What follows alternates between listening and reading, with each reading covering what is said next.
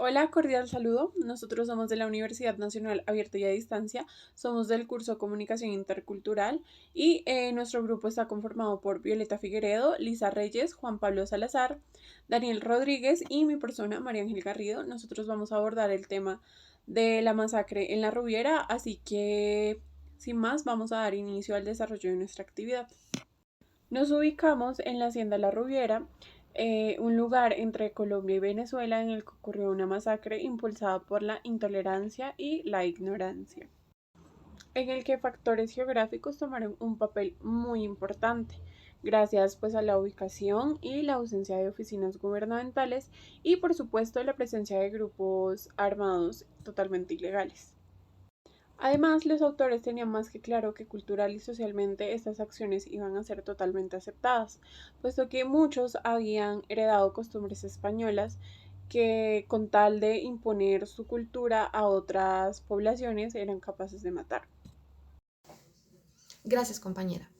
Bueno, voy a profundizar sobre el aspecto histórico y es que para poder comprender en algún nivel el suceso que estamos mirando es importante volvernos muchos años atrás, en el siglo XV, en el año 1492, el año en que comenzó la colonización de América.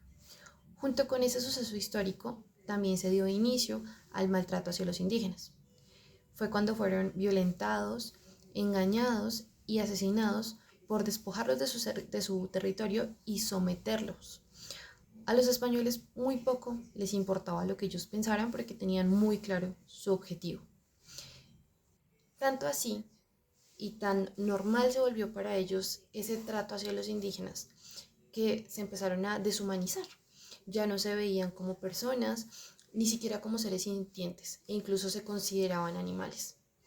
Ese pensamiento se mantuvo tanto hasta que llegó a un suceso como el ocurrido en 1967.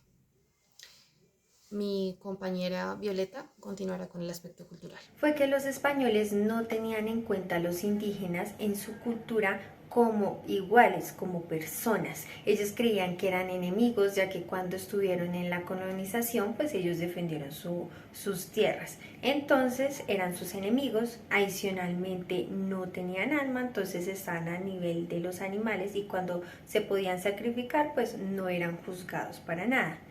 Y esto solo por el hecho de que los indígenas tienen otra cultura diferente, un idioma distinto y unas costumbres que para ellos puedan ser primitivas. Buenas tardes, mi nombre es Daniel Felipe Rodríguez Vargas, estudiante de Comunicación Social, y quisiera hablarles sobre el tema legal tratado en la masacre de las Rubieras.